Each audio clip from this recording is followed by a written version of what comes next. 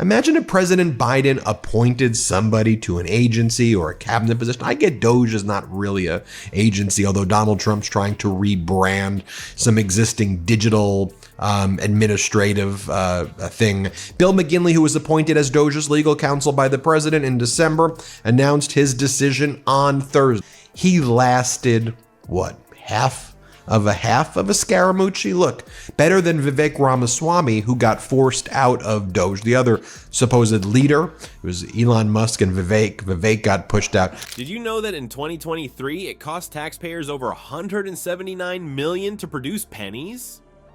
That's a lot of copper for coins we often ignore. But forget about pennies, Trump's got bigger problems. Before we move on, I'd like to ask you a small favor. If you appreciate this content, please take a second to like this video and subscribe to the channel. Over 98% of you watch the videos without subscribing. It costs you nothing, but it makes a huge difference to us. So, did you click the subscribe button? Great. Thank you so much. Now back to the video. His team is dropping like flies, and it's costing him more than loose change. From William McGinley's 3-day wonder to Joe Tacopina's sudden exit, Trump's administration is turning into a game of last one standing. Who's next? Let's find out. Alright folks, buckle up because we're about to dive into the wild world of Trump's revolving door administration. Remember when you thought your first day at work was rough? Well, poor William McGinley probably wishes he could forget his entire 3-day stint as legal counsel for the Department of Efficiency Agency. Talk about a short-lived career. This is a sign that William McGinley probably felt very, very uncomfortable about the things he was seeing happen there. He lasted, what, half of a Scaramucci? Look, better than Vivek Ramaswamy, who got forced out of Doge. The other supposed leader, it was Elon Musk and Vivek. Vivek got pushed out. Getting out of Doge, Government Efficiency Agency sees another top leader bolt as lawyer follows Ramaswamy's exit. Picture this. McGinley, a big shot lawyer with more degrees than a thermometer, struts into the DOA office thinking he's about to make America great again. He's got his fancy suit on, his briefcase full of legal jargon, and a smile that says, "I'm ready to drain the swamp." Little did he know, he was about to cannonball right into the deep end of Trump's chaotic kiddie pool. Day 1 rolls around and McGinley's sitting in meetings, probably expecting to discuss important legal matters. Instead, he's treated to a Trump-tastic spectacle of mayhem. His eyes are getting wider by the minute, like he's watching a car crash in slow motion. You can almost see the thought bubble over his head. What in the name of Kafef did I sign up for? But McGinley at least lasted 2 days or 3 days, and then he left. He quit. He resigned, he left, and he said, I'll make some announcements about what I'm doing in the private sector soon. And this is a kind of guy who would want to protect himself. That's my opinion why he left. Bill McGinley, who was appointed as Doge's legal counsel by the president in December, announced his decision on Thursday. This is a guy who's been at big law firms his whole career. His name is, again, William McGinley. As the hours tick by, McGinley's enthusiasm is draining faster than Trump's hair dye in a rainstorm. He's realizing that working for Trump is like trying to herd cats in a tornado while blindfolded, and the cats are actually angry badgers. It's a political circus, and McGinley's the clown who forgot his red nose. By day 2, our legal eagle is probably questioning his life choices. He's gone from make America great again to make America sane again in record time. The internal dynamics he's witnessing are about as stable as a Jenga tower in an earthquake. Poor McGinley is probably wishing he could file a restraining order against his own job.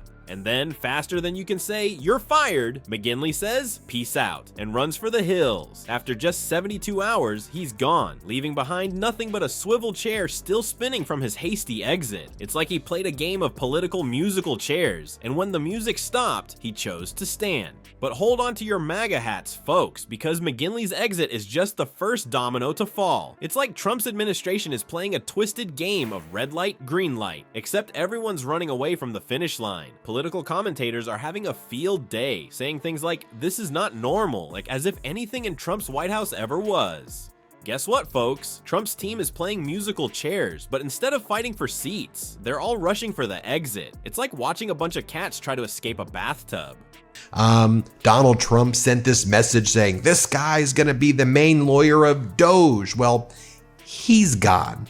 Imagine if President Biden appointed somebody to an agency or a cabinet position. I get Doge is not really an agency, although Donald Trump's trying to rebrand some existing digital administrative thing. Vivek lasted negative Scaramucci's. He didn't even make it through inauguration before Elon Musk pushed him out. But right, so he lasted, what, 3 days, maybe?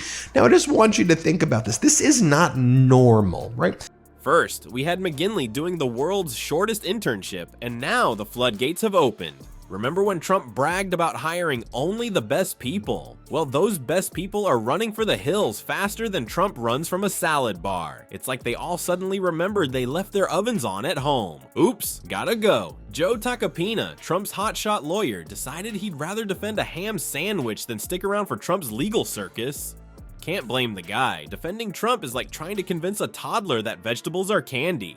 Good luck with that, Joe. But wait, there's more. Even Chad Chronister, Trump's pick for DEA chief, decided he'd rather chase real drug dealers than deal with the chaos in Trump's administration. Maybe he realized that working for Trump is more stressful than busting a meth lab. Smart move, Chad. As his team shrinks faster than his hairline, Trump's tweets are getting angrier by the minute. It's like watching a toddler lose at musical chairs and blame the music. Trump's dream team is turning into a nightmare, with resignations piling up like unpaid bills at a Trump casino. But here's the kicker. Trump's not taking this lying down. Oh no, he's pulling out the big guns. His Twitter account. When Chronister decided to bail, Trump didn't just accept it. Nope, he went full "you can't fire me, I quit" mode. Trump claimed, "I pulled him out because I did not like what he said to my pastors and other supporters." Sure, Donnie, whatever helps you sleep at night.